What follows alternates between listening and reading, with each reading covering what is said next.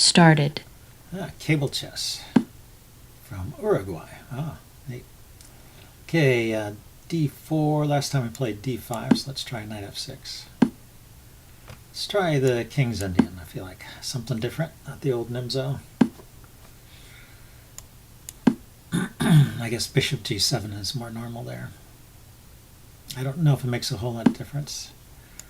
He played e3 instead of e4. e4 is the classical system.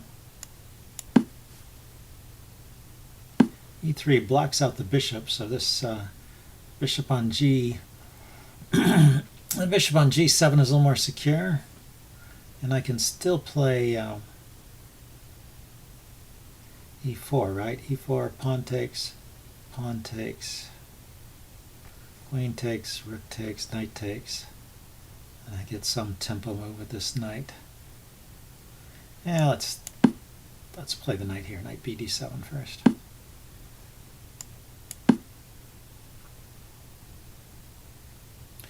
I don't know that position exactly, and many times it's not safe to take that pawn, even though it looks like a free pawn, because there's some tempo move with this knight. But he didn't have a pawn on e4, right? So there wasn't knight takes e4 as a tempo move. So now he does have a pawn on e4. What do I want to do? Maybe c6. This keeps his knight out of d5 and b5. Now he's probably going to put a rook over here.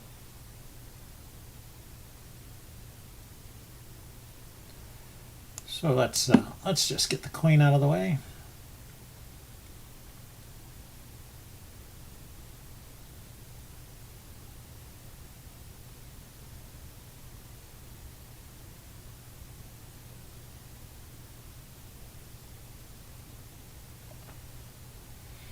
So I'm thinking maybe knight h4, knight h5, pawn to f5.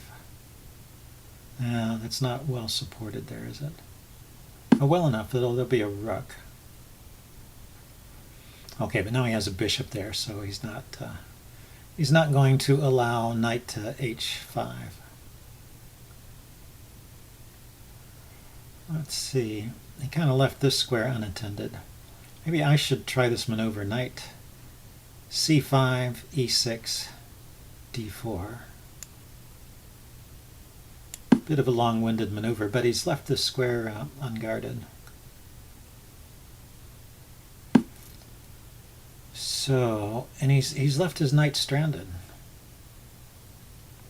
If I play pawn to g5, he just takes it with the bishop. So, nothing doing there. And he would have the escape square f5 anyway. Okay, so just knight to e6.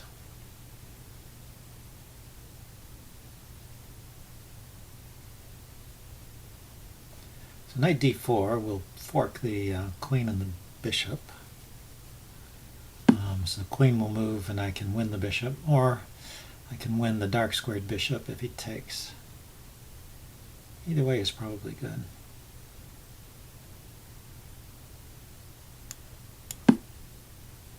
This light squared bishop is his bad bishop, so maybe I don't even want to take it. If he leaves the knight there, I can just play c5 here, making it kind of rock solid there.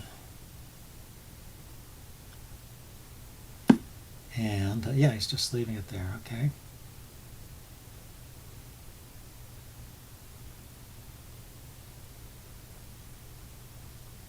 Okay, let's play c5. And then develop this light squared bishop somewhere.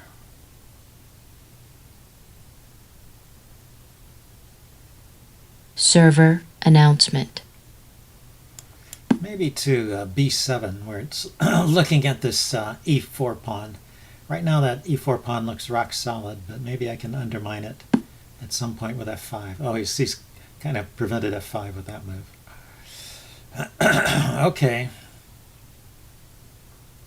If he ever pushes on with g5, though, I can play knight h5 to f4. I don't want to leave that knight there, so let's just get rid of it. Okay, so now he does have a passed pawn.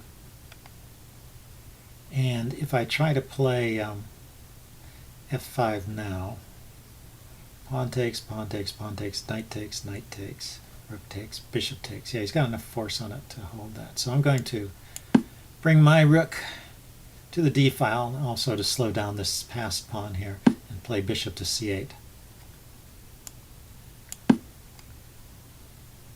And let's see, is there anything else going on here?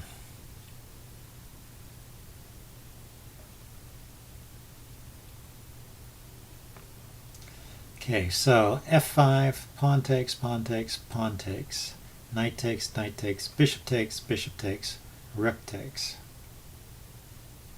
And gotten rid of both of these pawns, gotten rid of these two pawns. There'll still be a pawn on f3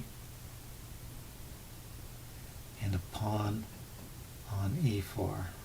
And we've gotten rid of this knight, this bishop, this knight. So we're left with this bishop, this bishop. I think it should be at least equal, and then maybe I have a target here that I can go after.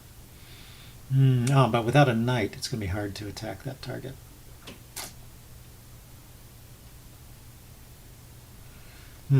Yeah, hard to judge these things, really.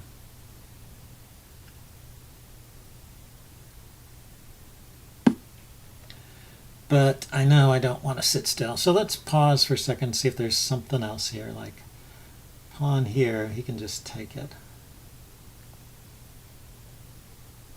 Or knight here, he takes with the pawn. So here we go. It will open up the G file, but that may be a benefit to white as well as black. But I need to take this. I don't want it coming into... don't want the f pawn to come into f6 here, hitting my bishop. I may have to run to the corner here. But king h1, king h8, rook g8 also threatens his king. My rook is going to be up here on f5 now. Okay, hits my rook. I want to lift this up. Also, I should think if there's any tempo moves here, right? Sudden threats against the king. Maybe I want to go all the way to d3 here. Bishop here is not possible. And then I can bring my rook over to g6. Bring my rook from d6 to g6. So d8, d6, g6. Still bishop takes. Rook takes. My bishop is nicely supporting the e-pawn. His d-pawn may be weak.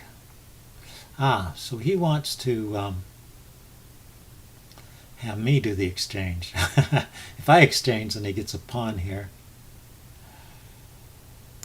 So let's pin his pin his bishop. That was the idea. Rook g6, pinning the bishop. And if he defends it with a pawn, I can attack it.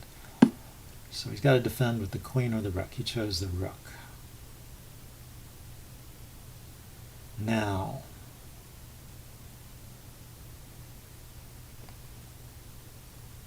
queen f7, and then maybe I'm threatening to exchange here, and play a check on f2.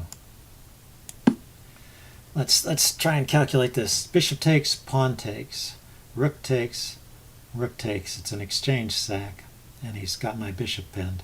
Queen here, check. And the king only has one move. He goes to the corner.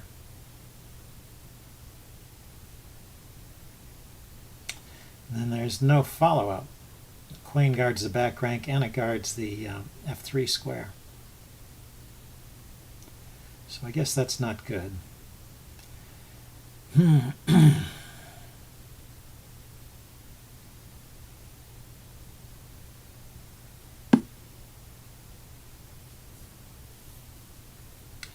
Okay, so if I attack the bishop with a pawn,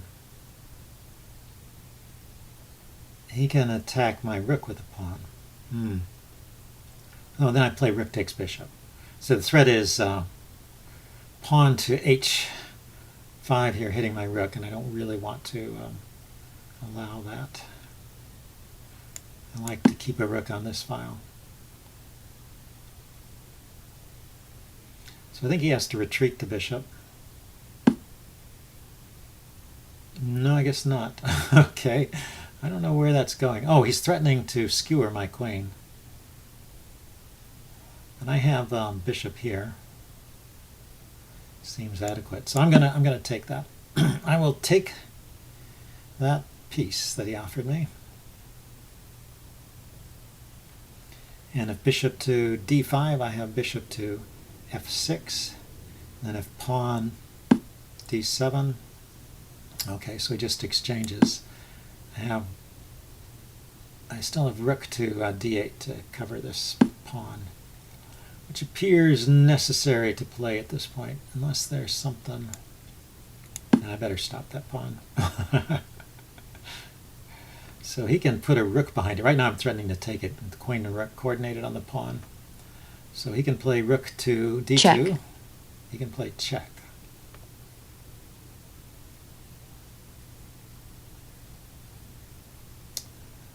Let's just block the check. I'm in piece up. If he wants to trade queens, that's good for me.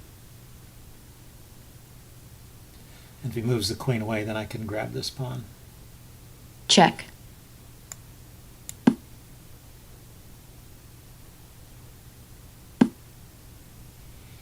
Okay, so we got a trade of pawns.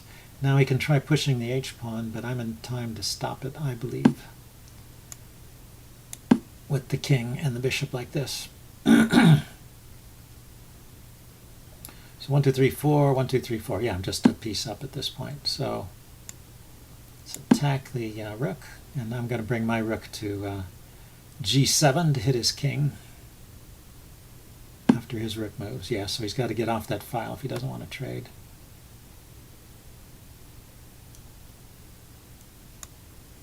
Check.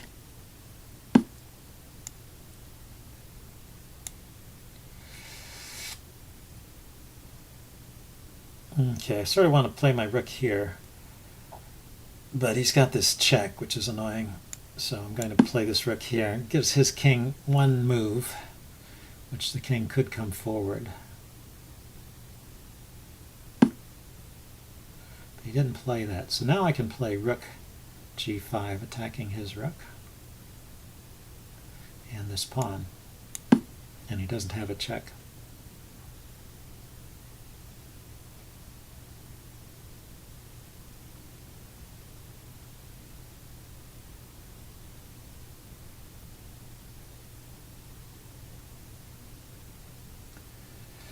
Okay, so maybe this game is under control finally.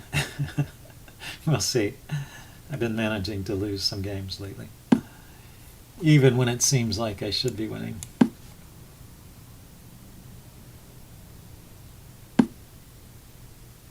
Yeah, that's not bad.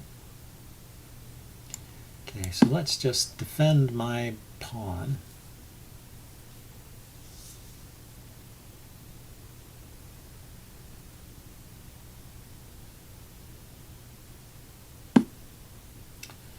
Right, so what I want to do is get my king to h6. Can't go there yet, and I can't put a rook here to stop it. So if I check his king, where's it going? Is it coming forward? Maybe that's what I should do. I should check the king. Check. And then go after his loose pawns here. Go after this pawn from behind. Check. Now I can come forward.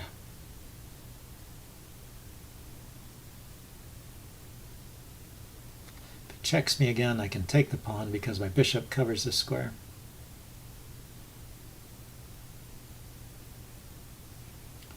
And if he's not checking me, I have rook takes here, a rook here check. Check. Driving his king forward. Goes here or here. Goes to f6 or e6. Oh, or e5, okay. So now I can take here. Just got to be careful of those checks. As long as my king has a square, he could have grabbed a pawn here. But I think I snagged the more dangerous pawn, so I will let him have that pawn in the corner there.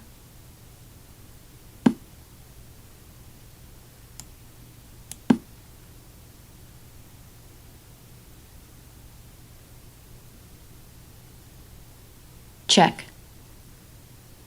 Oh, that's interesting. He doesn't want my pawn.